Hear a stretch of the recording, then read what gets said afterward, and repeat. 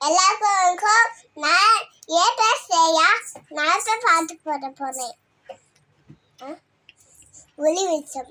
கண்ணம்மா கண்ணம்மா அதுதான் ஃபர்ஸ்ட் வரும். சரி பாடு. கண்ணம்மா கண்ணம்மா அழகு பூஞ்சிலை என்னுளே என்னுளே புயல் தேன்மலை ஒன்னு தந்தால் அம்மம்மா நஞ்சமே துள்ளி குதி தேனால் எங்கையோ செல்லுமே ஒளி வீசம் மணி தீபம் ஒளி வீசம் மலி தீபம் ஹரியாரோ கண்ணம்மா பாடு மறுபடியும்.